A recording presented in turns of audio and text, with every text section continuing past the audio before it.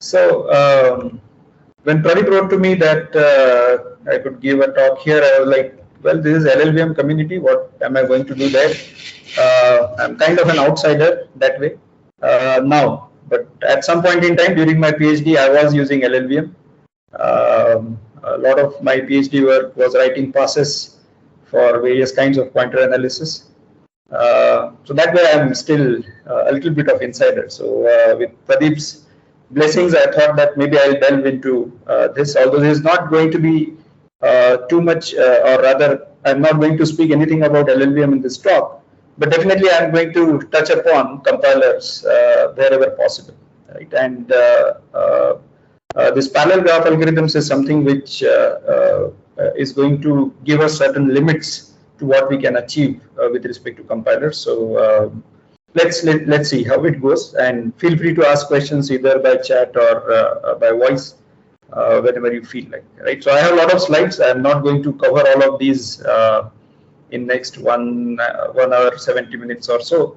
But definitely whatever I discuss, I suppose that should kind of resonate with all of you, right? So we see graphs everywhere, right? So although we might not always view them as graphs, but the graphs are going to be seen everywhere. For example, our social networks we know is a graph. Closer to compilers, control flow graph is essentially a graph, right? So a little farther, maybe molecular interactions, right? That happens in molecular bioinformatics, for example, where maybe proteins and enzymes are forcing each other or having chemical reactions with each other. That can be modeled as a graph problem. A road network is essentially a graph which is connecting different junctions and so on.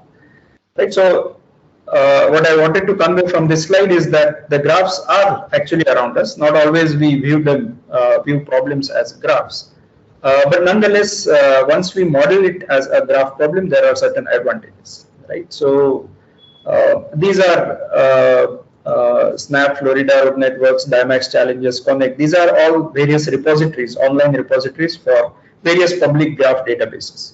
In the sense that some of the snapshots of Twitter, for example, are made available by anonymizing the information for us to try out, right? And there are a large number of different kinds of graphs, similar to the applications that I have just mentioned, which are made available, which gives different flavors or of graphs, or it stress tests your graph application in different ways. As an example, there are graphs which are like road networks, which I just showed, where the degree of each node is going to be kind of small, and therefore the graph that you get is likely to be a planar graph. Planar graph meaning which you can lay out on a 2D surface, right, without too many intersections. In contrast, our social networks are not planar graphs, right? So there will be all these kinds of nodes which are going to have very high degree. Let's say, let's take the example of Twitter, right? So some of you might be following, let's say, Angelina Jolie, right? She is going to have probably a very large follower. In contrast, imagine a poor LLVM developer. It's likely that the person will have very few connections, right? Compared to millions for Angelina Jolie versus maybe a few thousands for an LLVM developer. So there is going to be large difference in terms of these degrees. And however, for a social network, it's going to be, some of you might have heard this term called as 6 degrees of separation, right? On LinkedIn, for example, if you want to know somebody or reach somebody who has some contacts, how many hops do you need, right? So typically you are able to reach almost every person in this world on this social network in 6 hops or 7 hops, right? So that seems very interesting, and that is independent of the size of the network, right? So there are certain such properties which different graphs have, and these get revealed by these different kinds of graphs, and therefore checking your graph algorithm or performance of your graph algorithm is dictated by the structure in these graphs, right? So that is what my next point is, that why should we treat them separately, right? We can always treat a graph like a matrix. a graph can be treated like a matrix, right? So we know that graphs can be represented as adjacency matrix, and whatever operations you want to do on graphs, these could be modeled as various matrix operations, right? So for example, if I want to find out whether there is a connection between A and B, right, in a graph, I can always do matrix multiplication and find out if I reach from one place to from A to B, if there is a path, then that is going to be, that entry is going to become 1 after certain number of multiplications. Right? Similarly, other operations on graphs could be modeled, but there are natural ways in which you can visualize as well as process this information, right? So this structural information is going to be much richer in when you view this problem as a graph problem rather than as a matrix problem, right? And once you identify this structure, once you identify, let's say there are cycles, there are strongly connected components, all of this information is going to give you a much richer information which you can exploit to process graphs more efficiently. Are those always easy to process, the graphs?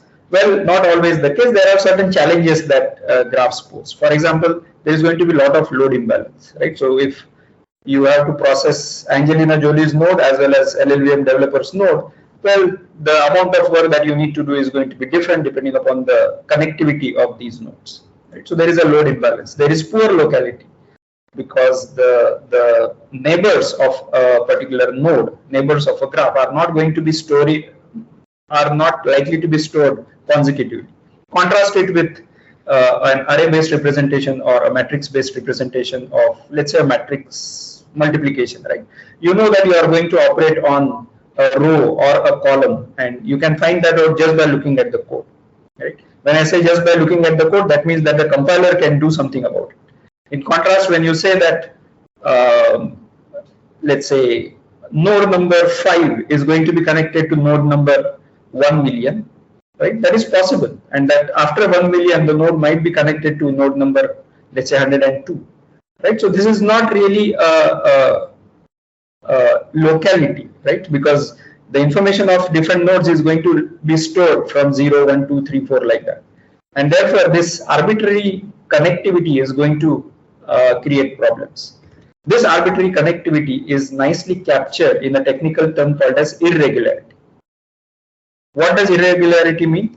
Irregularity essentially defines the limit of what can be achieved at compile time. Right? So if the data access pattern or the control flow patterns, and I can extend it to even the communication patterns, if these are unpredictable at compile time, which cannot be found out at compile, it's not that it is difficult, it's not that it is performance or efficiency wise hard. It just means that you cannot identify this information at compile time precisely, of course. Then we say that it is an irregular computation, right? And that happens quite a bit in the context of graph algorithms. And why is that? Because graphs which have arbitrary connectivity are not available at compile time. The graph is going to be given as an input to your executable, and therefore graph algorithms turn out to be irregular. Just to give you a very, very basic definition of how that irregular pattern comes out to be, we see if I can use this.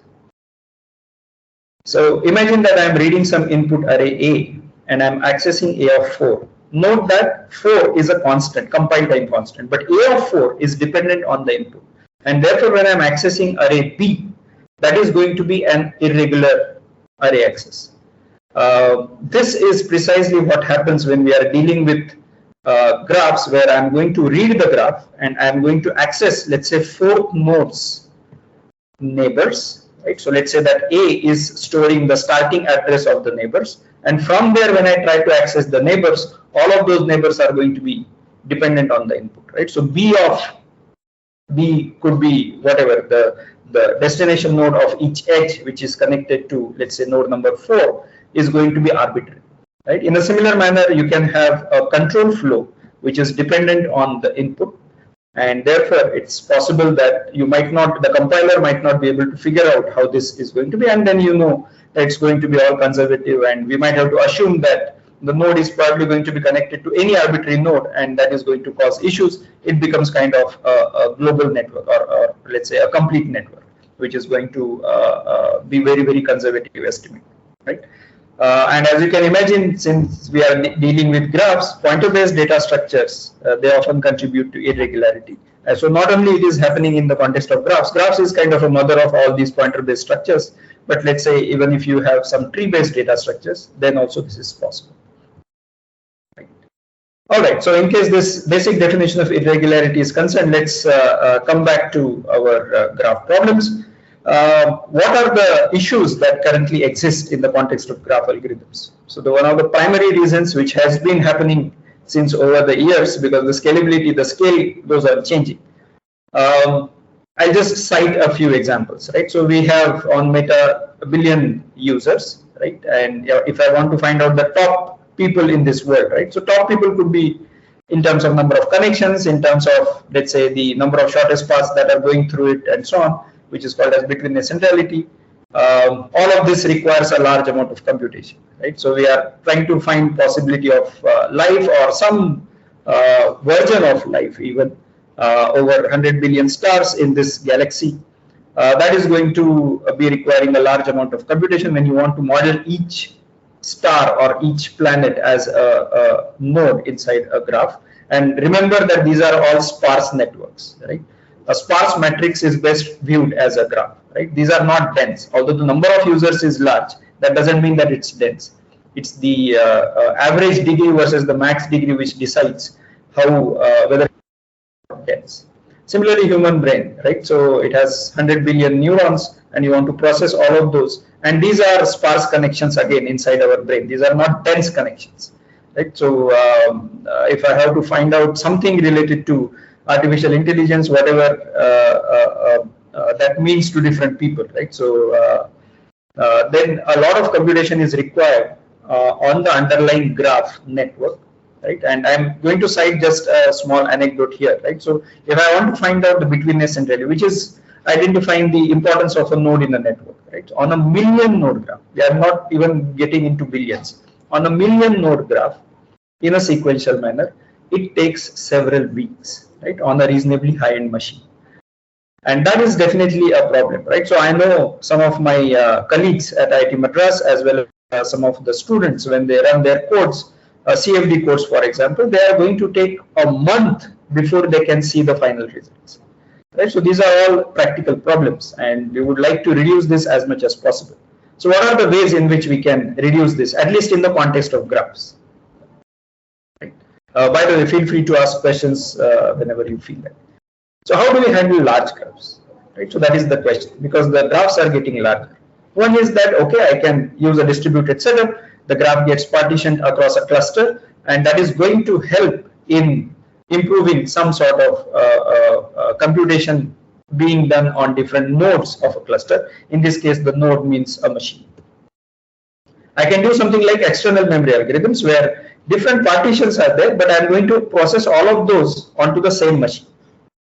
But I'm going to process one partition at a time. So I process a partition, compute some result, and take the next partition and then process it.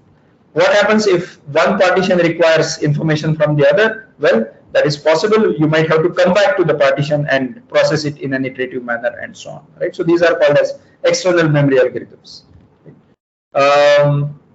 Another possibility is that I can compress the data, right? So I can compress the data, but what I'm talking about is not that I compress, store the data on disk, store the graph on disk, and then uncompress it while processing. No, I'm not saying about that. What I'm saying is that you compress the data in such a way that your algorithm is going to be possible to be run on the compressed data itself, because your graph is large, and therefore you might not even be able to afford to store it inside, let's say, RAM of one particular machine.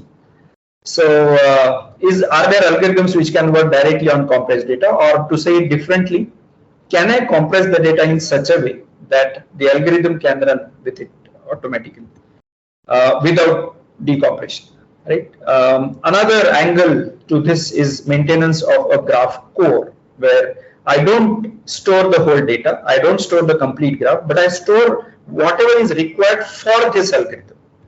right? So for example, if I have to find out, let's say, all the strongly connected components in a graph, then the individual nodes which might be connected having, let's say, 1 degree or so, I might not be wanting to store them because they are unlikely to be contributing to the largest strongly connected components, which is likely to be more than 1. I mean, the size of the largest strongly connected component is going to be more than. So all of these are different kinds of ways in which we can handle graphs, but these are all related to a common pattern, right? So this pattern, I don't know if you have figured it out, but this pattern is storage. The other pattern that I can talk about is in terms of time, where we talk about actually the parallelism, right? So I can process a large graph faster, right, using a parallel machine, let's say on a multi-core setup or a distributed setup or on a GPU.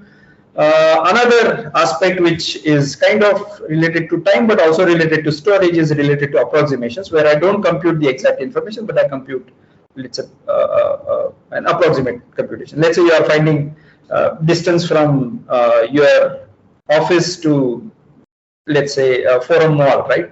I'm assuming that some of you are in Bangalore. So, I mean, if the map says that it's 10 kilometer versus 10.01 kilometer, it's probably not going to be affecting you, right? So it might be required in certain critical situations, but not always. And therefore, approximations, when it comes to humans, even the video that you are currently seeing is approximate. It's not the exact one that you are seeing, or even the voice that you are hearing, right? So all of these approximations, when it comes to humans, are possible, and therefore we might be able to compute the approximate information faster. So let's focus on this parallel part for some time. There are various approaches that we can use when it comes to parallelization. One is, of course, manual. You write your own code, you write sequential code, you write your parallel code using, let's say, OpenMP, MPI, or CUDA, and you parallelize your code, and that gives you a parallel algorithm.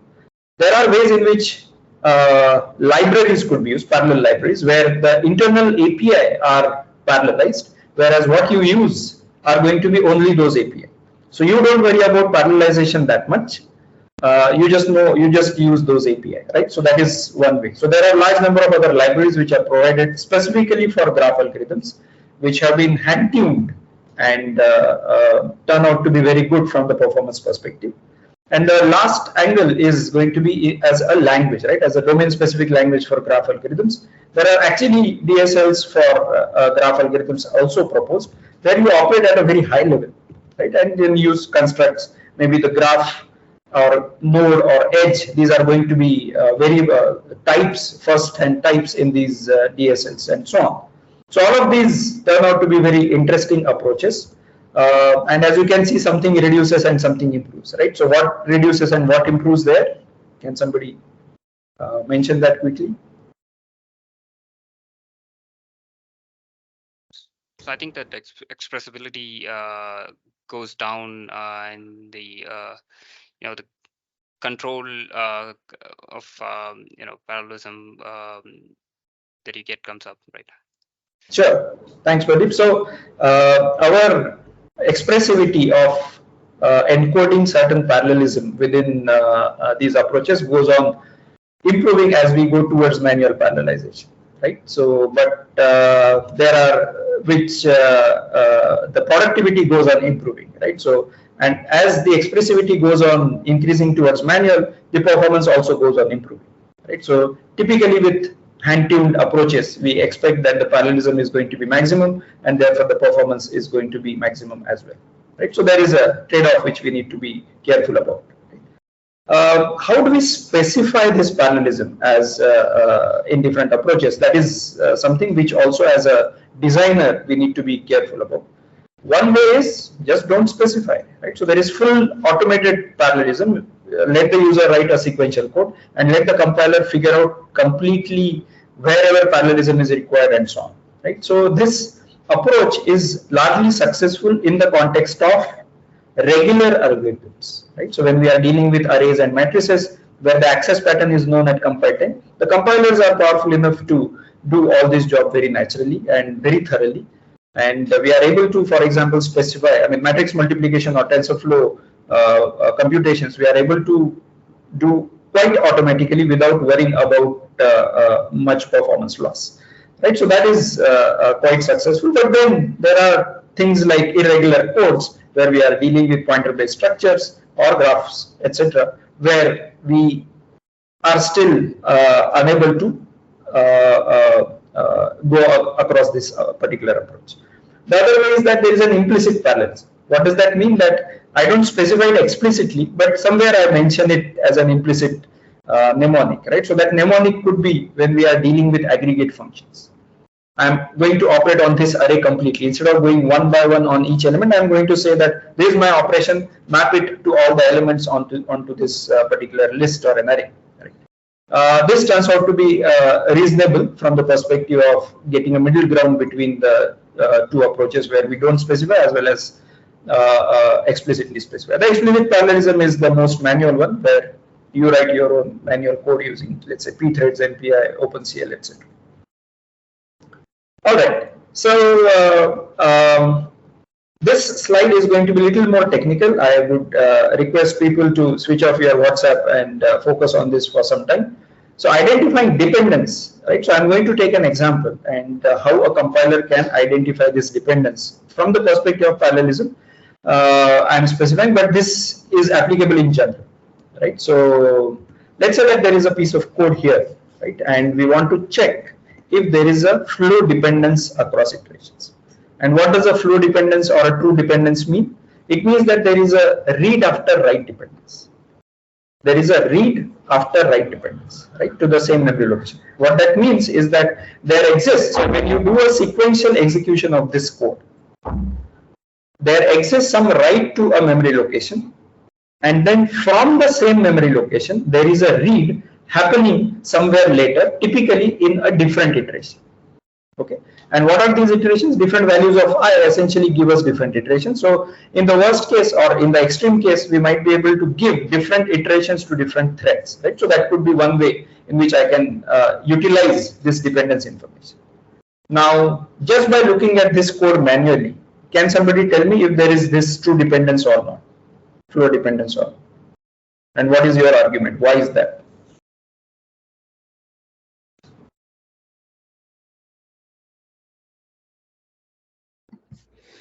I think there is a dependence here because on the right hand side the index is higher, so we are reading from them, and later on then we'll write to the same location sometime in future, like in next. Sure. Thanks, Aditya. Yeah, that seems to be a reasonable argument, that there seems to be some sort of a dependence because I am writing to a higher index and I'm reading from a higher index and writing to that index later, right? So when you unroll this loop, you might see that happening, right? Any other? Okay, Bhushan says that there is no true dependence, right? And what is the reason behind that? The other argument is because these are odd and even, so that's another problem, right? Because we are never writing to we are reading from odd indices and writing to even indices.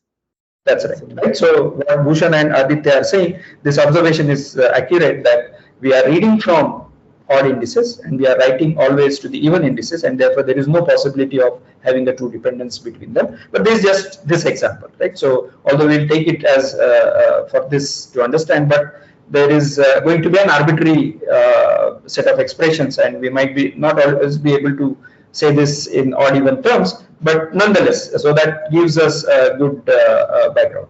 All right, so thanks guys for your responses. What I'm going to do is to specify this as certain inequations, right? What does that mean? That means that I'm going to write these relationships across these variables as inequations. So flow dependence essentially means that there exists an iteration II. I'm going to call it as a write iteration, so I'll mention it as IIW, and then there is a read iteration IIR. So IIW is less than IIR, that is for sure, because there is a read after write, and then IIR and IIW are between 0 and 9, right? So that is another constraint that I have. So I'm going to put down these constraints, right? So that is about the flow dependence. But then the second constraint was that it should be referring to the same memory location. And what that means is to IIW, because I'm writing to A of 2ii. So 2iiw should be same as 2iir plus 1.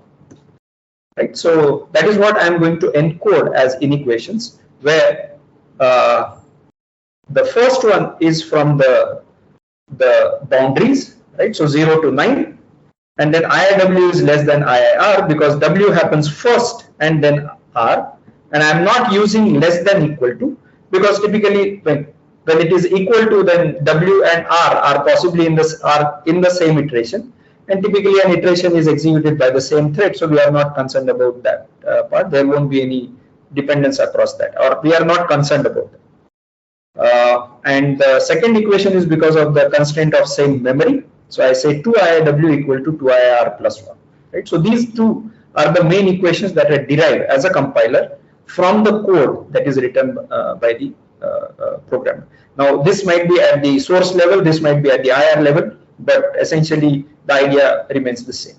This I am going to put it in a canonical form in less than equal to, so that I can put it in a linear set of equations. Okay, so this equal to I can convert into less than equal to and greater than equal to, and that way I'll get these equations and so on. Once I put it in the matrix form Ax less than equal to B, then essentially that means that I can give it to an off-the-shelf solver, a linear solver, which is going to give me some information. What is that information? It's going to say that the sorry, I think there are some questions. If I consider the memory location of II, we are reading it after incrementing. That is correct. That is correct, but this is going to be a different index. So I'm not going to write to all the indices. I'm going to write to at 0, 2, 4, 8, whereas I'm reading from 1, 3, 5, 7. Good. Pawan says, sorry to interrupt, but I'm failing to see how this is a read after, right? Aren't we going to read first from RHS and then write to 2 into II? Actually, we are going to say that IIR is some iteration where reading is happening, and IIW is some iteration where write is happening. We don't know if read is going to happen. No, so in this case, since we are targeting that IIR is larger than IIW, therefore the read must happen later. In this particular example, you are right that read first is going to happen and then the write, but actually that is also not correct, because this does not have a true dependence at all, right? So from the same memory location, we are not going to really read and write to the same memory location as far as this loop is concerned. There is some writing that has happened to all these elements before, but that is currently not our concern, right? So this procedure that I am saying is independent of how the access pattern is. The access pattern could be arbitrary. In fact, sometimes it might not be linear as well, and I might have to do some gimmicks to make it a linear. But anyway, this what I'm trying to say is that the IIW less than IR ensures that it is going to be read after write, right? Irrespective of how the access pattern is, and this could be arbitrary expressions in IR. Right. So once I have this, the linear solver is going to give me some answers, right? So what are the answers that a linear solver is going to give?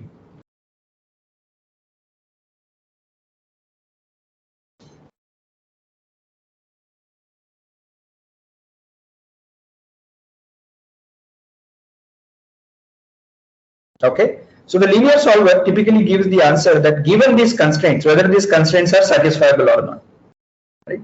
Typically, it also gives additional information that if it is satisfiable, what are the variable values, etc. But for now, it suffices to us that it's going to say yes or no, whether it is satisfiable or not. And what does that mean? How do we interpret that information? So if it says yes, satisfiable, these equations are satisfiable, what does that mean? That means the dependence that we are asking for is there, and if it's Yes. not satisfiable, it is not there. Correct. So when the linear solver says that is satisfiable, it means that there exist values of IIR and IIW which satisfy these constraints such that and therefore the true dependence exists for these set of equations, right? So, and if it says no, that means that no true dependence exists for this particular equation, and therefore you will be able to either parallelize it, or you might be able to process this or analyze this independently and so on, right? So you might be able to perform more optimizations based on this, right? So this is just one way, and but definitely something which really happens in some of the works. All right, so this seems good, and sorry, there is a question. Professor, yeah, sorry. So this can be done only if you have,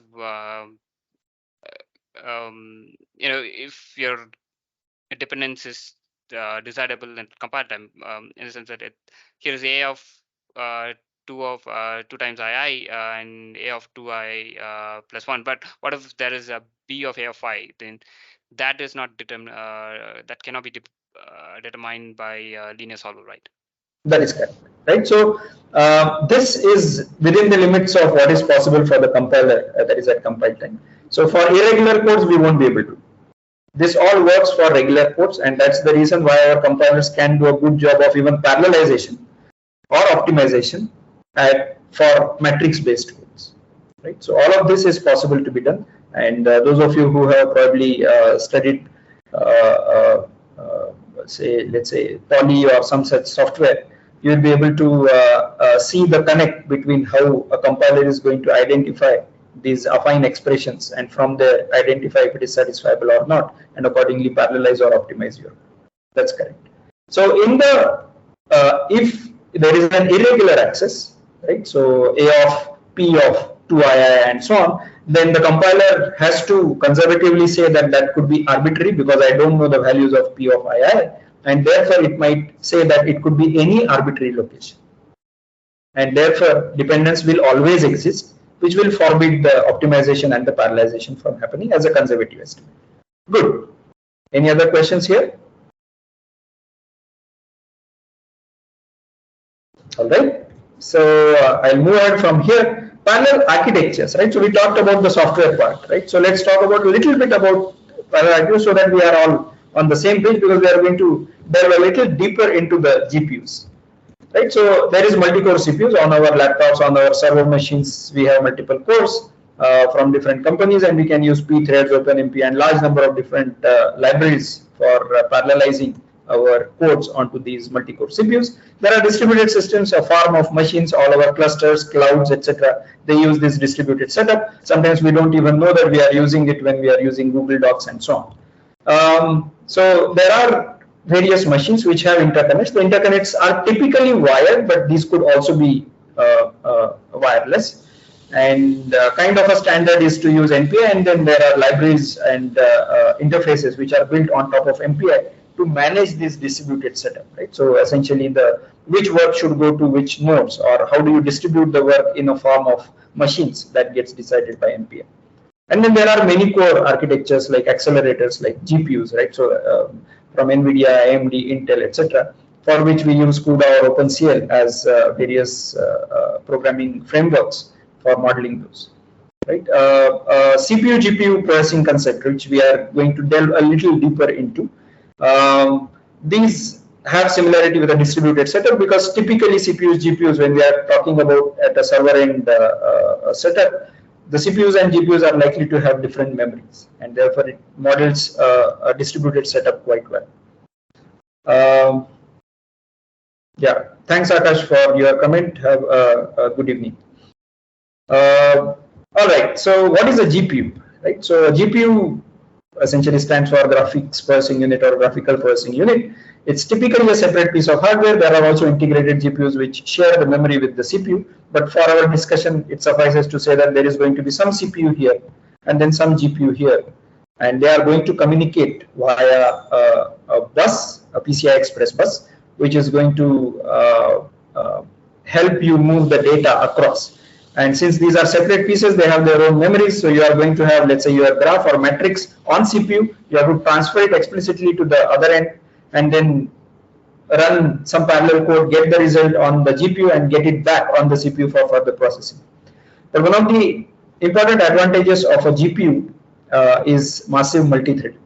And why that happens is because of a large number of cores that are available on a GPU. Right? Typically on our CPU, you might have a few tens of cores available, maybe 16 or 32 or 64 and so on higher end machines. Whereas on a GPU, typically you might have thousands of cores, and therefore you get large amount of parallelism.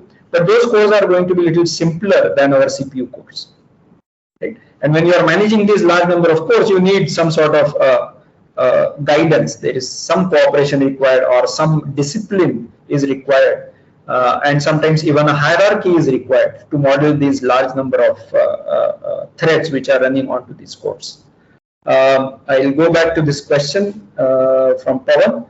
Could we formulate the problem by considering single iteration as a node in a graph and access pattern as an edge between these nodes instead of linear algebra based representation, right? So is it possible that you have, let's say, each iteration as a node, and then the edge is going to tell you that the access pattern is going to give me an edge between these? Yes, that is possible. It can be modeled as a graph.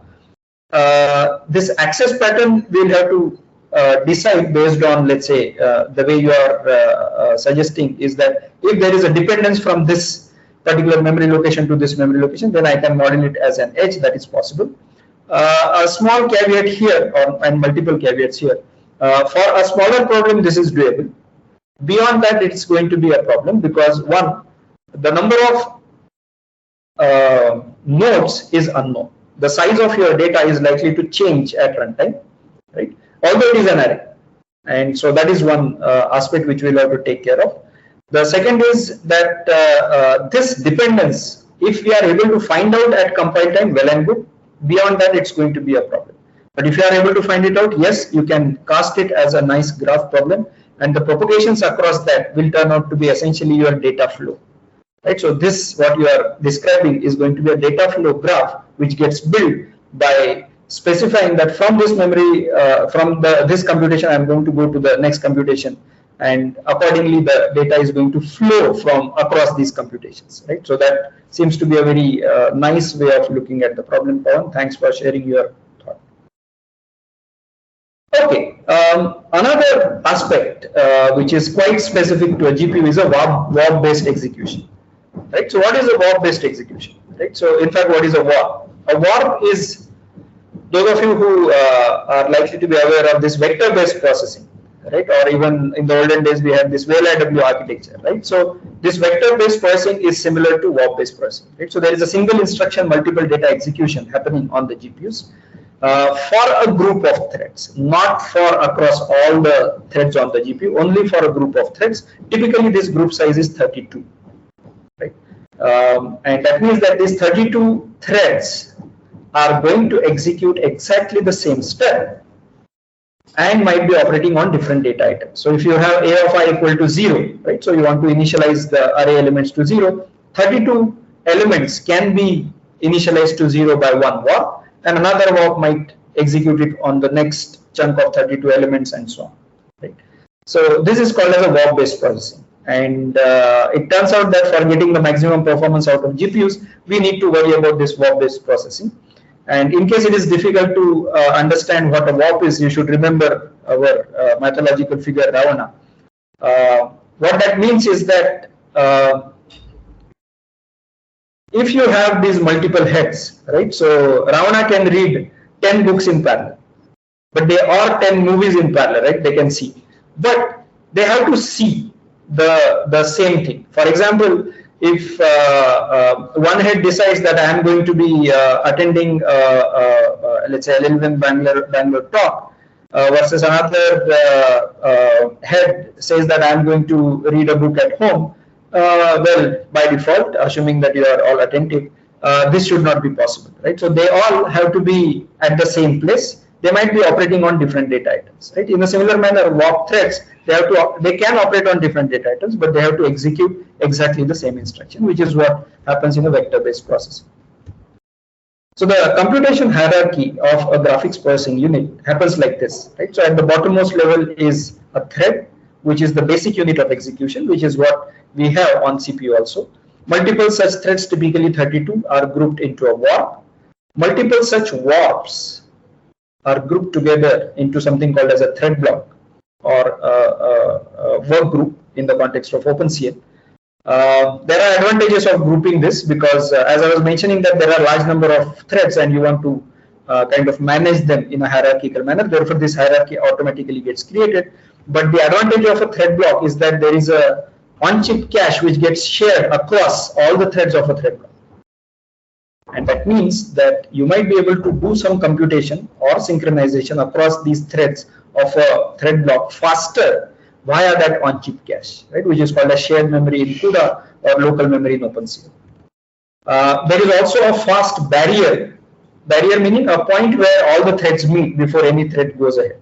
Right? So there is a fast barrier synchronization supported for all the threads in the thread block, which is not supported across the blocks. So multiple such blocks get assigned to a hardware unit called as a multiprocessor, and typically tens of thousands of threads might be running on one multiprocessor, and multiple such multiprocessors are present on a GPU, and therefore hundreds of thousands of threads in a time multiplex manner, not simultaneously, will be running at any point in time on the GPU. Right? So there is a comment by Ashutosh. There are still several large applications, SPC applications, that only run on CPU and not on GPU. Ultimately, what heuristics determine if a code is better suited for GPU processing and vice versa. Right? So if we have large amount of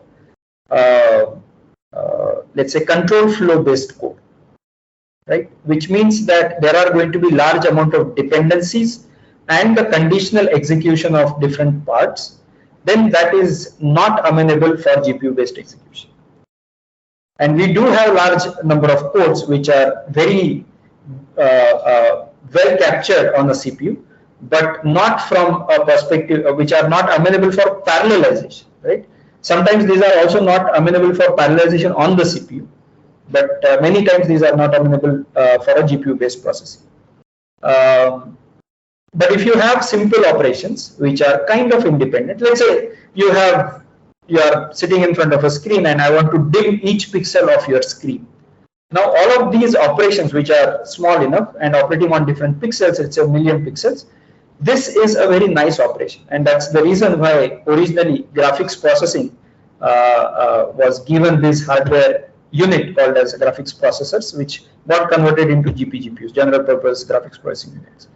So and people have found out that more often than not, there are large number of applications which can be nicely parallelized on the GPU, and while the core is not nicely parallelizable, the data access can be parallelized, and that leads to something called as a data parallelism.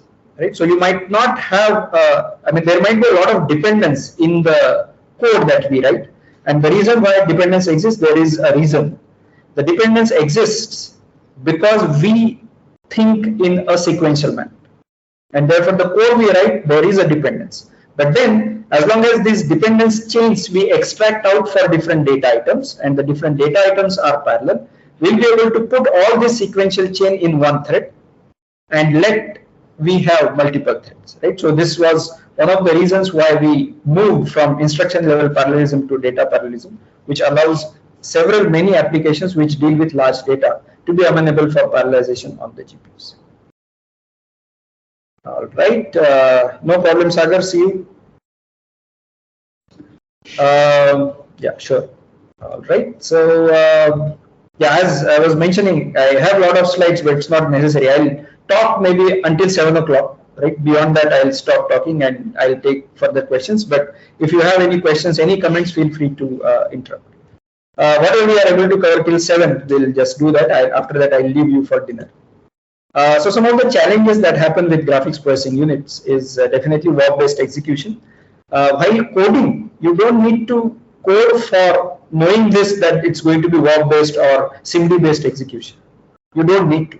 But then if you want performance, which is what is your end goal when you are dealing with parallelism, you will have to worry about this warp-based execution, especially in the context of CUDA. Locking, which happens quite frequently in the context of pointer-based codes or graph-based codes in parallel, that turns out to be very expensive. Very expensive meaning it's prohibitively expensive. You can't use locks. You will have to redesign your synchronization patterns when you are dealing with these large codes. And in case this is not coming out very clearly to you, I'll give you a very small anecdote. Right? So imagine that there are, let's say we have a few computers, right, in a machine, in a room, and all of you want to do some work. Let's say you want to check your emails onto these machines, right? So let's say there are 1,000 plus LLVM community members, right, in this group, and there are, let's say, 10 laptops stored in a room. The amount of chaos that you will create, right, while 1,000 people want to access this 10, or the amount of discipline that you will require, that is going to be similar to what happens on a GPU. In contrast, if there are let's say a few tens of you and there are 10 machines, then the amount of chaos that you will generate will be similar to what happens in a multi-core setup.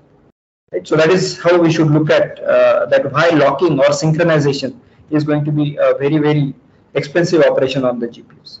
Dynamic memory allocation, which is quite prevalent on CPUs, especially for these large data algorithms, is going to be very costly because there is a sequentiality that happens when you are dealing with the free list when you want to allocate memory. There is limited data cache and it becomes kind of useless when you are dealing with large amount of parallelism. When there are large number of threads, the amount of cache one gets is going to be very small. Plus, since we are going to run another thread in a time multiplex manner, this cache is not going to be relevant for the next thread and so on. Right, so all of these are real issues, and then these are hardware issues, but then there are again programmability issues because there is separate address space, recursion support is low, which is quite required for graph algorithms. Computation hierarchy is quite complex, right? So I showed you 5 levels of this hierarchy. The memory hierarchy is exposed, which means that I can decide on what data items can go inside a cache. That cache, that scratch pad memory or on-chip cache that I was talking about, is programmable, and that adds complexity, right? So it's not surprising that your algorithm might be 20 lines of code when you write it as a pseudocode, and when you try to do a parallelization, it might turn out to be a 200 lines of CUDA code, right? Especially the optimized ones, right? So therefore, the algorithm kind of gets hidden into these parallelism aspects. And all of these continue to hold in the context of graph algorithms, which I'll skip. When we are dealing with graphs and we want to represent it, we know that there is this adjacency matrix and adjacency list representation. But unfortunately, both of these are not suitable when we are dealing with different devices, especially GPUs. Why? Because this one is not suitable for sparse graphs. This is useful for dense graphs, and this one uses pointers. So if you have built this representation on the CPU, now you want to transfer it onto the GPU, those pointers are no longer going to be valid. Those addresses are changed.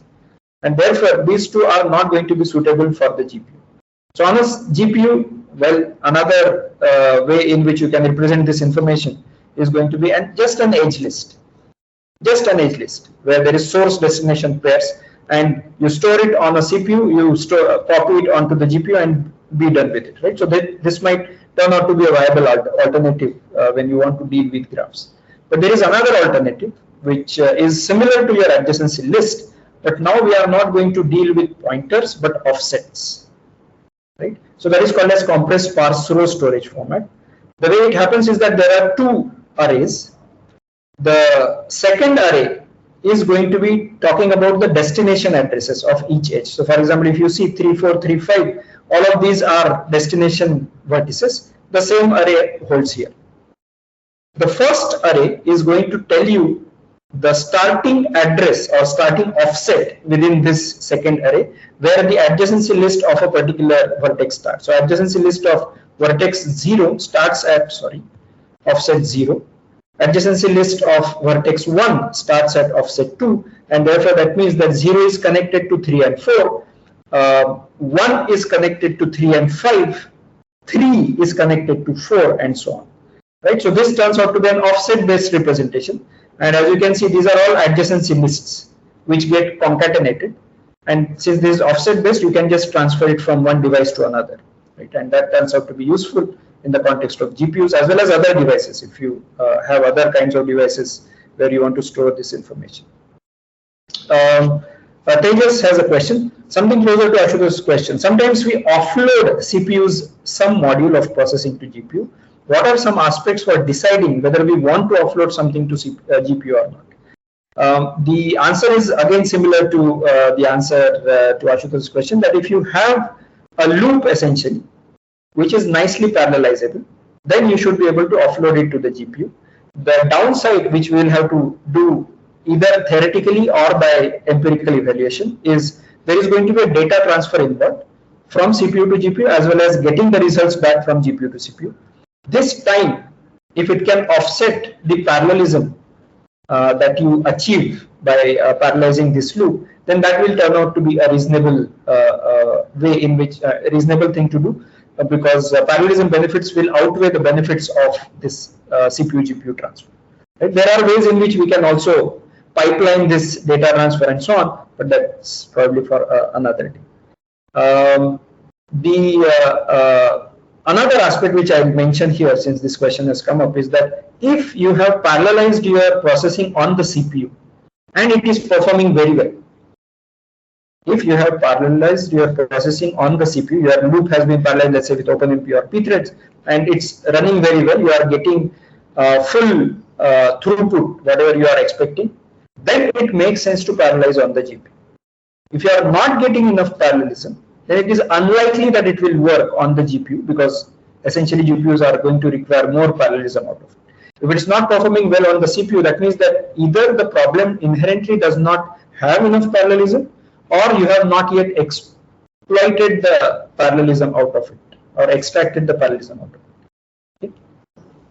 Okay. This I mentioned because some people think that, oh, I have parallelized this on CPU, I don't get enough performance or parallelism, let me try it on the GPU. No, that is not the way. Only when you are getting good parallelism out of CPU and you have exhausted its resource, right, the parallelism resource, then only it makes sense to transfer it on the GPU. From the perspective of graph algorithms, there is a classification of algorithms, right, which is called as tau.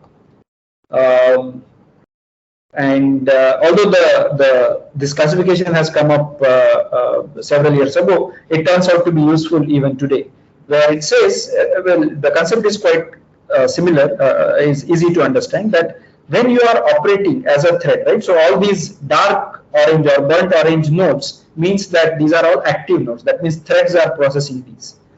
And then they might be touching some neighborhood. In this case, the light orange ones, which are dictated by this light blue background, this is your neighborhood which the thread touches. If these backgrounds are overlapping, then there is some synchronization required. If these are all independent, then these can be done in parallel, right? And this decision of whether it is going to be overlapping or not, this cannot be done at compile time. So we'll have to depend upon runtime techniques to identify this neighborhood overlap information, right? And accordingly, we might be able to process things in parallel here, for example, or we might have to use synchronization here as an example. And depending upon how we operate on these active nodes, there are two ways in which we process these. One is called as a topology-driven processing, and another is called as a data-driven processing. What does that mean? Topology-driven processing means that all the nodes are considered to be active in all the iterations. Whereas a data-driven processing says that I am going to keep track of whatever are the active nodes for the next iteration. As an example, those of you who understand breadth first search, right? We start from a root node, and then we process its neighbors. Now, in the next iteration, we are going to process only those neighbors. And then in the third iteration, the neighbors of the neighbors, and so on, right? So this is going to lead to a data-driven processing. You are operating only on the nodes that are active. In contrast, if you say that I am going to process all the nodes all the time, and of course, at some nodes, I might not do any processing because their distances are not yet settled. So that is called as a topology-driven processing, right? And we are going to maybe, I'll just briefly explain those, and then I'll probably avoid all the internal details of that. But before that, I'll take Pawan's question. A curious follow-up question, probably a theory one. Is it possible to extract parallelism out of problem representation? I mean, is there a formal theory for extracting parallelism? Yes, parallel algorithms is a completely theoretical course which gets taught where we can specify computation using certain language or certain algebra. and we can decide from there how much parallelism exists.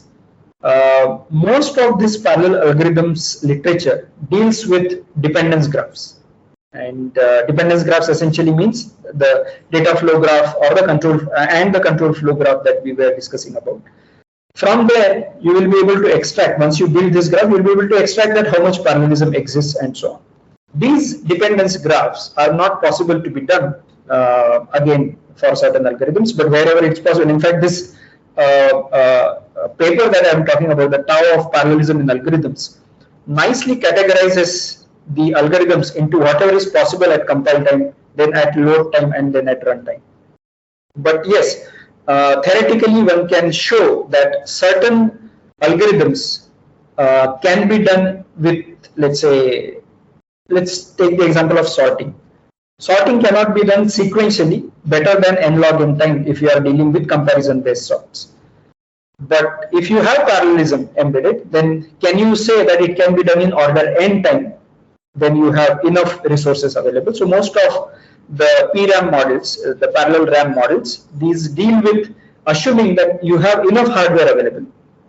And then if you have large number of threads, large number of memory, large number of cores available, what is the extreme limit to which you can go as far as parallelism is concerned? And there is also a complementary law which is called as Amdahl's law, which some of you would be knowing, which says that what is the limit of the parallelism that you can extract out of your computation? Right? That computation you might specify as a parallelism or as a different language, maybe as a mnemonic information. Right? So Amdahl's law says that if you have 5% of, I mean, I'm just taking one example, Amdahl's law is more general. If you have 5% of sequential computation in your code, if you have 5% of sequential computation in your code and rest 95% is nicely parallelizable, then the maximum speed up you can achieve is, can somebody fill up the gap? What is the maximum speed up you can achieve as a number? Right? You have 5% sequential, 95% parallelism. What is the maximum speed up you can achieve with this? In case you want to guess, that is also okay. And meanwhile, I'll answer this question. So parallel algorithms itself is the title of multiple books. You just probably get into that. The other more little complex book is by sorry, I forget the name, probably Horwitz, related to, sorry, not Horwitz. I'm not able to recollect the name of the book, but yeah, if I get it, I'll answer this question. Yeah, so Bhushan says that it is around 16 to 17x. Yeah, that's very close. It's going to be around 20x, right? And where do we get that? Because that 5x is going to be fixed. You are not going to able to parallelize that part. And even if you parallelize the rest of it, the rest of the computation can possibly be done in 0 time. And therefore, if originally it was requiring, let's say, 100 seconds, you will still require 5 seconds for that sequential computation, right? So that's what it means. So Amdahl's law gives you this limit of how much you can achieve as far as parallelism is concerned. But of course, how do you extract that? How much is the sequential computation and all? That requires us to figure it out. There are tools, for example, profilers, which can help you identify some sequential bottlenecks in your code. But definitely it is possible to be done. Right. So yeah, so I have a few minutes remaining. So let me just briefly introduce this data-driven versus topology-driven. Data-driven is going to keep track of only the active nodes, and therefore it is kind of work efficient. Right? I'm going to do the work only at the required nodes. In contrast, I'm going to assume that the work needs to be done at all the nodes, or at least I'm going to assign threads to all the nodes, and therefore topology-driven computation might require extra resources, might perform extra work. Keeping track of these nodes requires a centralized work list, whereas no work list is required in the context of topology-driven because all the nodes are active. Typically, one requires a fine-grained synchronization typically using atomics when we are dealing with a set of active nodes, whereas there might be a coarse grained synchronization across all the threads because there are a large number of threads and all the nodes are active. Typically one uses barriers to separate the processing in different steps, and then one performs the computation in bulk synchronous manner when we are dealing with topology-driven computation.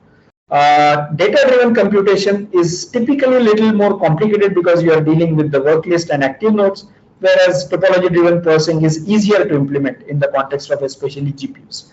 On a CPU, typically one goes for a data-driven computation. On a GPU, you have the flexibility to have topology-driven because you have large number of threads executing. Right? So even if you have a million node graph, you might actually create a function or a kernel on the GPU which can run with million threads, right? And they might be assigned different nodes of this graph, right? So that is possible. On a CPU, we will typically not do that. So a typical data-driven version looks like this. So we read the input, we transfer the input to the GPU, we do some sort of an initialization of the data. For example, if you are dealing with single source shortest path, you might assign infinity values to all the nodes, right? Then we initialize the work list. There are two work lists, WL in and WL out. And while that work list is not empty, right, we apply an operator. Right? That operator could be algorithm specific. For example, for shortest path computation or page rank computation, or you want to find between centrality, or you want to count the number of triangles in a graph, etc. So we apply that operator, which happens on a GPU. Right? So this particular loop happens on the GPU side, and then we perform some processing to ensure that we are repeating certain number of times, and then finally we transfer the results from the GPU to CPU. Right? So this is what is the base data-driven processing. I am going to skip a lot of slides now, right? Which I'll skip all of these. These are different ways in which we can optimize a data-driven processing, and I'm going to go directly to a topology-driven processing. Topology-driven processing also has similar aspects where there is a initialization kernel, but now I'm going to apply the operator arbitrary number of times until a fixed point. That fixed point is indicated by, let's say, a flag which tells me if I need to go for another iteration or not. Right? So typically, since all the threads are active, as long as they perform some computation and something changes in the graph, they will set this change to true, and they go on processing for the next iteration. Right? So in this case, what I have shown is that there is a processing, this looping is happening from the CPU side, and it is calling the kernel on the GPU or function on the GPU repeatedly. It's also possible that you might just call the kernel once, and the kernel itself has a looping inside it. So that is also possible. That just layers of implementation. So I'm going to again skip various optimizations which can be done in topology-driven processing. All of this I am going to skip in the interest of time. Right, but what you can observe once we perform all these optimizations, which we did cover, is that you can get large speedups. So these are just some anecdotal numbers which we have obtained, which compared to a sequential CPU implementation, where the CPU is reasonably powerful, but the GPU is also good. Right, so you can get actually quite a large speedup, and these speedups are large because we are talking about, I mean, the amount of speedup that you can get on a CPU is likely to be kind of limited by the number of cores, right? Or at least twice the number of cores if you have hyper-threading enabled. But assuming that you have 16 core CPU, then maximum you can get is probably going to be 32. Even that much is difficult in the context of graph algorithms, but on GPUs you might be able to achieve more, right? All right, can somebody tell me quickly who this celebrity is?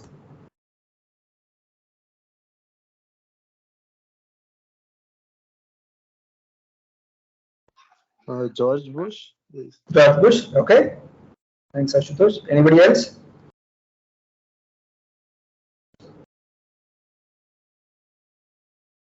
Arnold Schwarzenegger. Okay, so it's actually a morph of the two. Your answers are correct. And why am I showing this? Right. So this morph is something which is also applicable in the context of graph algorithms, although not in so interesting way as we see on the slide.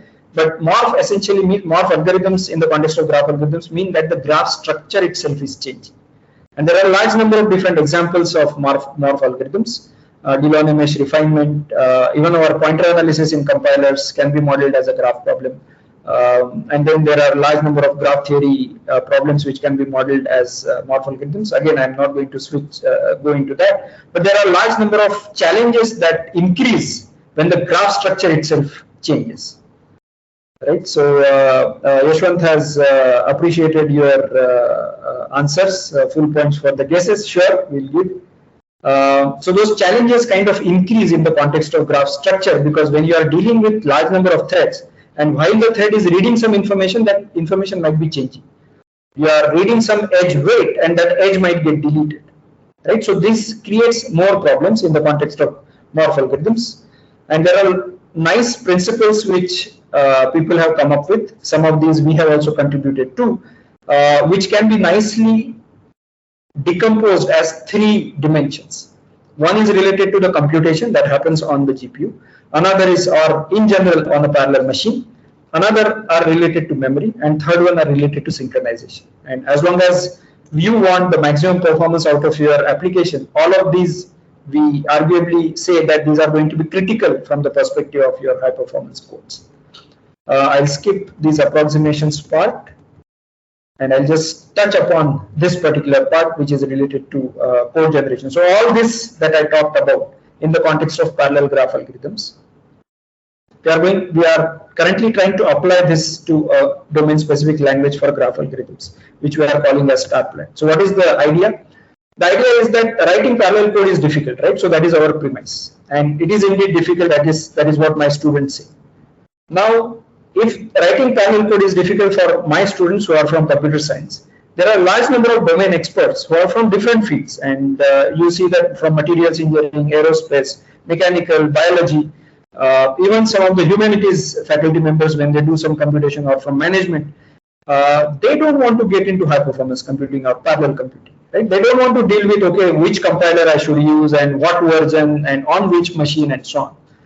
Now, even if they end up learning, and some of our domain experts end up learning all of this, right? So they learn OpenMP, they learn MPI, they learn CUDA, and then after some years they realize that they have to learn a new language. Now they have to deal with Intel GPUs, and CUDA doesn't work on that. So let me learn DPC++. Right? So all of this is a big problem for the scientific community, and therefore, specifically for graph algorithms, we are not solving the general problem. What we are saying is that you write your code in almost sequential manner at a high level. Right?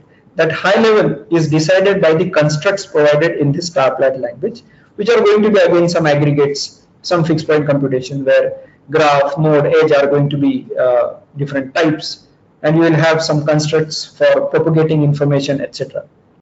And our compiler kicks in, and what does it do? It generates all these codes. It generates OpenMP code from the same algorithmic specification, MPI code, CUDA code, OpenSEC code. It currently generates also SYCL code. It generates OpenCL code for AMD GPUs and all that.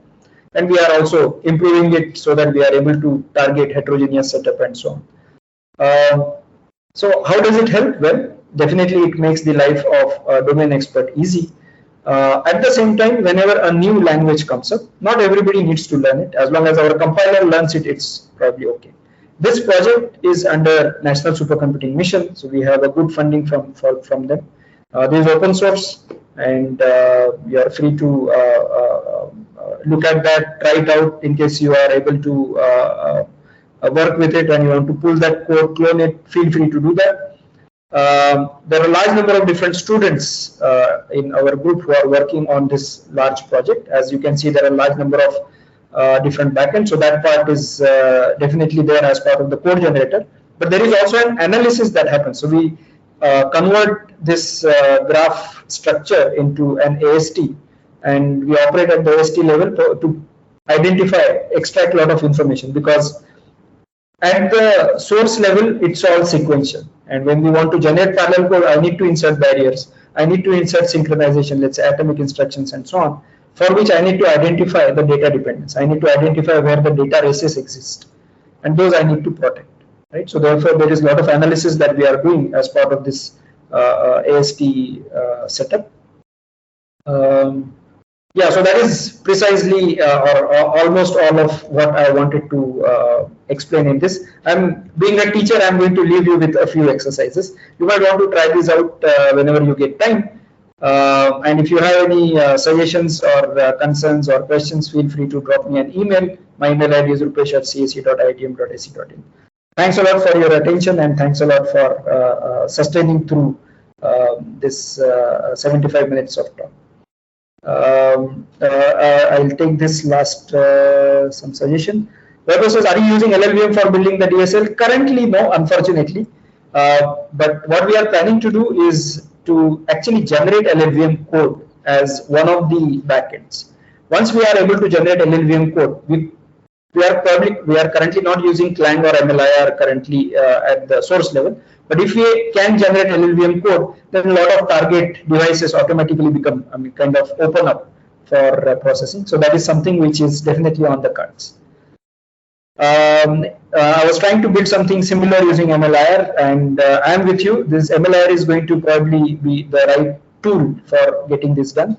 We started this around 3 years ago, and at that time, I should say that MLIR was not that mature, but definitely MLIR keeps coming to our minds that should we be transforming this, which will hopefully happen at some point in time, depending upon if I get interested students to work on that. Yeah, thanks, Paul. Any other questions? Yes, Prabhu. Yeah. Thanks for this interesting talk. What I think is, I've seen many papers addressing this from just a compile time point of view, where you sort of generate code for an algorithm that's described statically, right? But and you also mentioned that the graphs are runtime and the structure is only known at runtime. What I don't see is why are we not adding some sort of a runtime system that sort of where the compiler transfers information down to the runtime system where it can it can better optimize things because it has an idea of the graph structure. So going back from the runtime to the compile time is not feasible.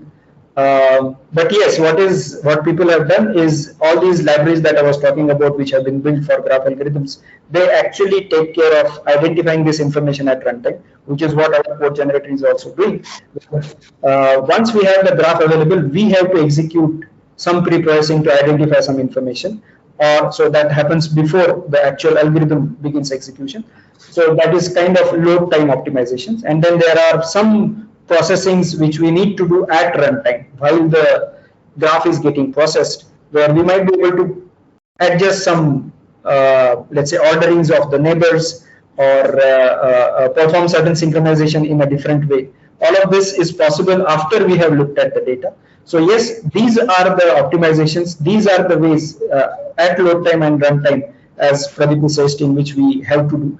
But passing that information back to the compiler, that seems a little difficult. At least I'm not able to directly see how that. No, I actually meant from compile time to runtime.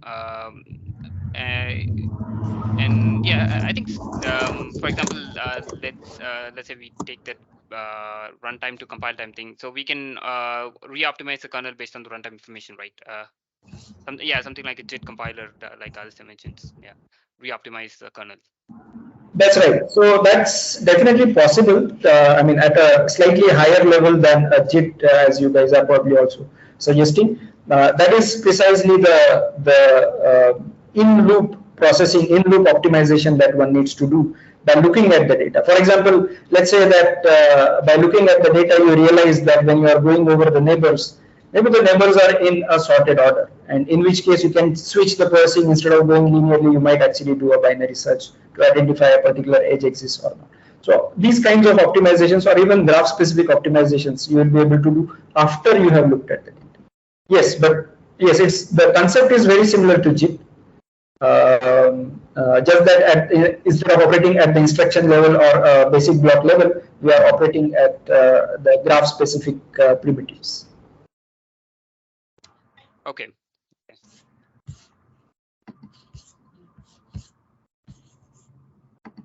Okay, Vaibhav has shared a link. A deep learning framework with OpenCL code for sequential Python code produces AST algorithm and performs optimization on the AST at runtime. Awesome. Yeah, Saurav. Is this Saurav from IIT Delhi? Yeah. Hi, Rupesh. Hi, Yeah, thanks for the talk. Yes. So I was just wondering, this is relatively, I guess, if I may say so, a mature area of research, because I mean, there's at least 15 odd years, or if not more, of work that's going on. Where do you see program synthesis fitting in this space, or do you think there's space for it, or you don't think it's a good fit? Program synthesis actually is something which also, I should say, to some extent started 15 years ago. And from our group itself, we had a couple of postdocs working on the synthesis part, where we were trying to synthesize especially the locking mechanisms or synchronization for in the context of graph algorithms. I was not part of it, but definitely that effort was there, which has kind of died down over the years. And we need some people to extract that information, because synchronization turns out to be really the problem in the context of parallel graph algorithms. And if you are able to generate that code, synthesize that code, nothing like it, right?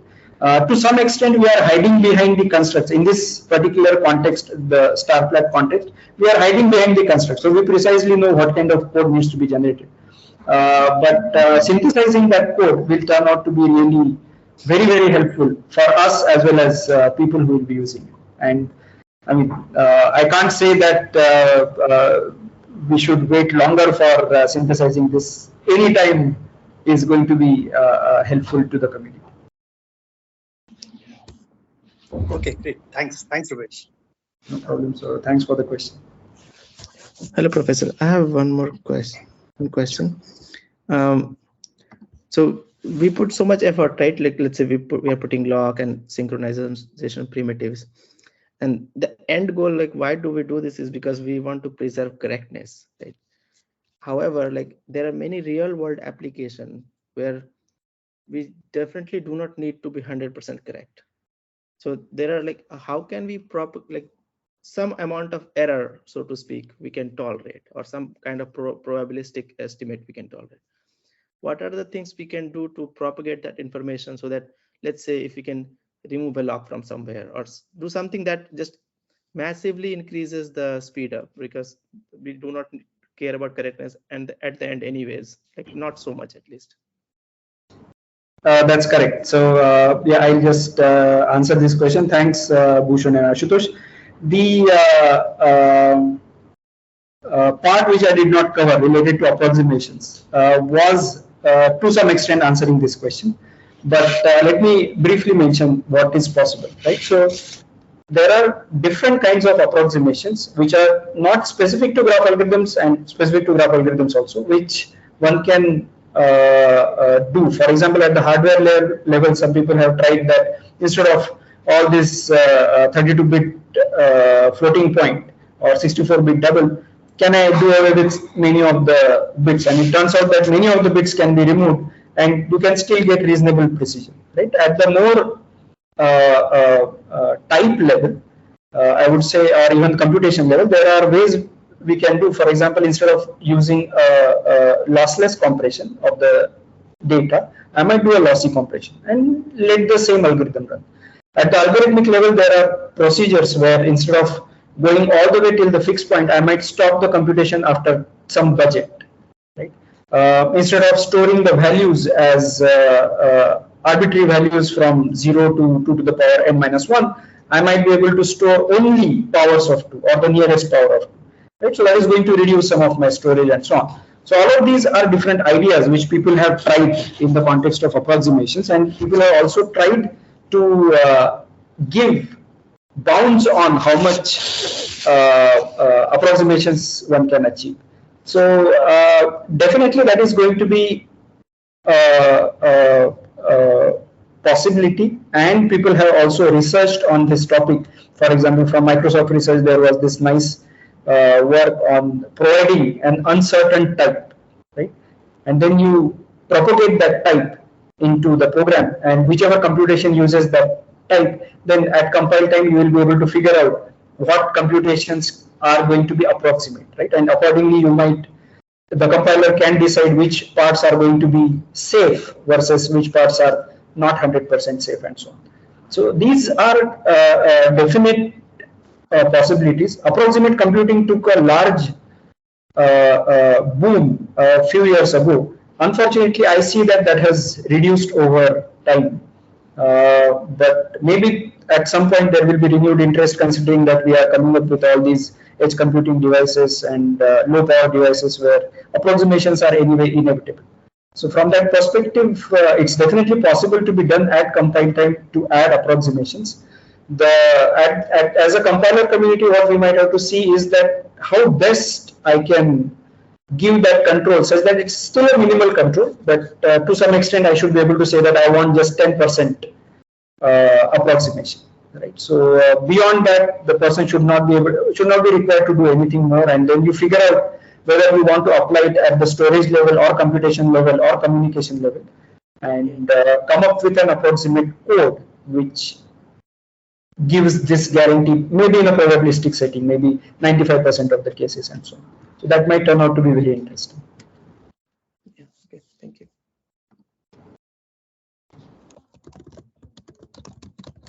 Professor, this is similar to Saurav's question. So what are the open problems in parallel graph algorithms? Yeah, if you can share it, yeah, it'll be helpful for people who want to pursue this field. Right. So in case you are interested, join our group.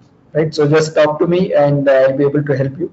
But yes, not necessary that you should join the group. But the important parts where people are trying to take graph algorithms, parallel graph algorithms, is one is to support structural updates.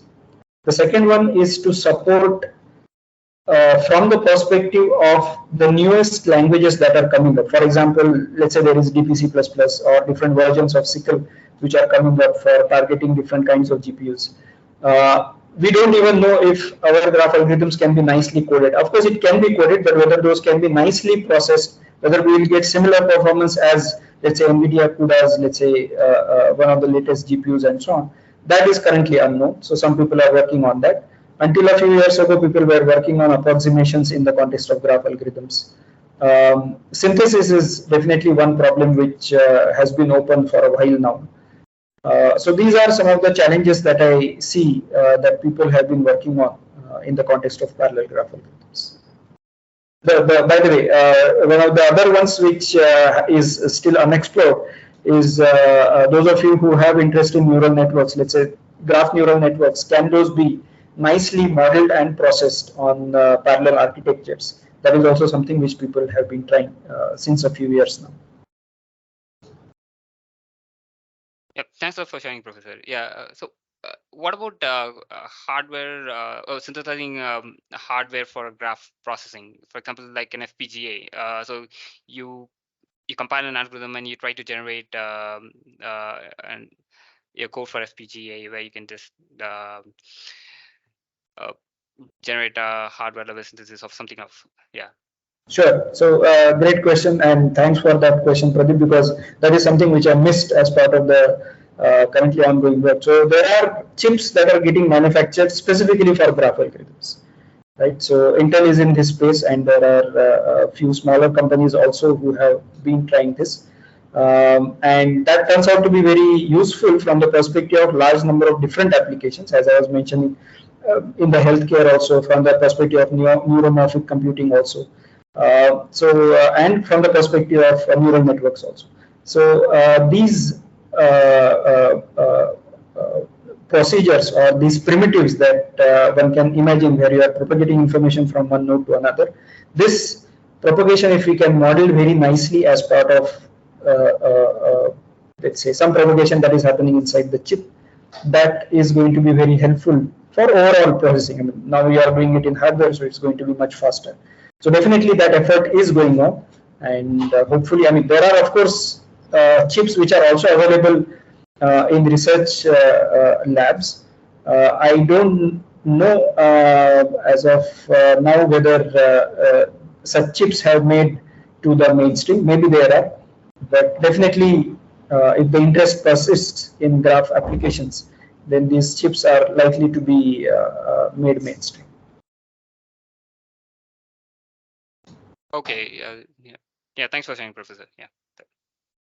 Sure. There is another comment from Vaibhav that can we get the slides? Sure, I'll share it with Pradeep, and I will request Pradeep to share it with the community in case you have a group where you can share these slides. Yeah, thanks, Professor. Yeah, I'll also share the recording on YouTube and add a link to the slides as well. Sure. So, does anybody have any questions? Hello, sir. I had a very basic question. So, Sure. the code snippet that you've shown on the slides, we have analyzed it from a read after write dependency point of view. So, what is the node and the edge in that? I suppose that the edge would be the dependency, whether it is RAW dependency or not. But what is the node? It is the iteration. Yeah. So in this case, it is iteration, but you can, I mean, because there was a single memory location, we took it as an iteration, and it was sufficient for us. But we'll have to take the memory location as a node if we are dealing with multiple statements inside this processing, right? So because there will be multiple, because there will be edges which are from, let's say, some I to some j, but then there might be some other dependence from between some other I and j pair. So we'll have to take the memory location, some abstract version of that memory location as the. Okay, and it's processed. So if it turns out to be there's no dependency, then it's processed by the GPU, all these memory locations. Yeah, if there is no dependence, then these two iterations can be processed in parallel. That's what we can argue. It could be on the CPU or on the GPU. Okay. Okay. And one question out of curiosity, do we analyze the code for any other dependency? Like we have RAW. Do you do that? Yes, yes. So, I mean, raw is probably the true kind of dependence, but you can also look for write after write or write after read dependencies. But those typically, once we have it in the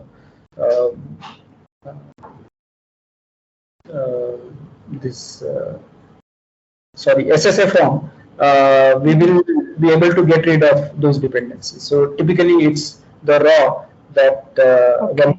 but yes, the concept applies in a uniform manner. We might just have to say that there is going to be IIW less than IIW1 less than IIW2, and I mean then we'll have to model only the right memory locations, right? So for example, it is going to be 2 IIW1, which was getting written to, and then 2 IIW2, which is also getting written to. Then we don't worry about the read part if you are dealing with wow dependence, like that. Okay. And one last question: what has been your testing data for the algorithms? Like, how did you understand that your algorithms are working well? So, what was the motivating data? Are you asking about the graph algorithms or this raw dependence kind of thing?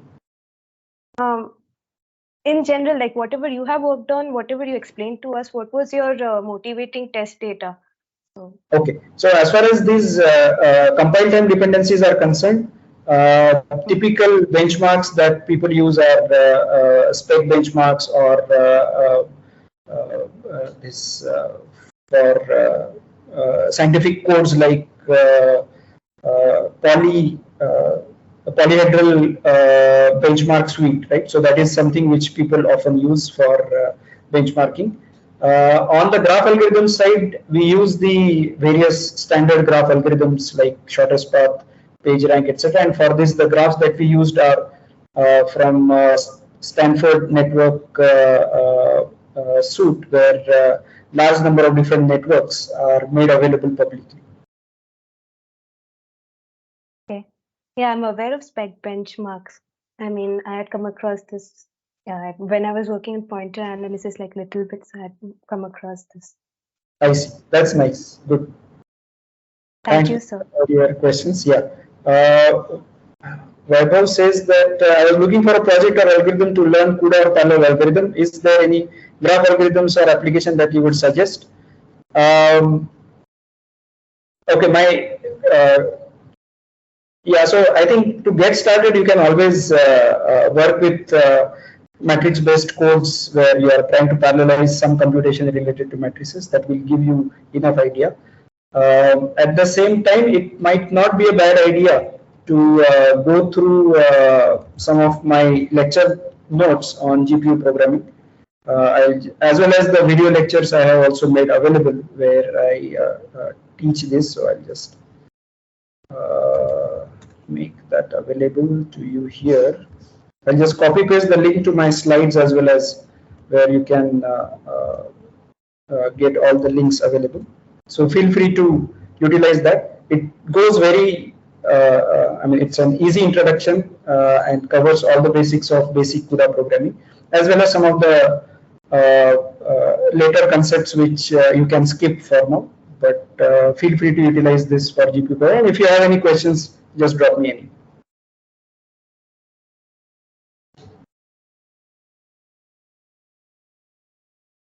Yeah, I would also like to mention that, yeah, thanks for making the videos available online, Professor. Yeah, it's really helpful, and yeah, and there is also a compiler-based series, right? In the so you're talking about the HPC education YouTube channel, right? Right. So that, yes. So all of these videos are actually available on the HPC Education YouTube channel. That is correct. But the slides will not be available there, as well as the other codes. It's probably only going to be the video lectures. Okay. Yeah. Yeah. Thanks for that, Professor. Yeah. Thank you very much. See you guys. Good night.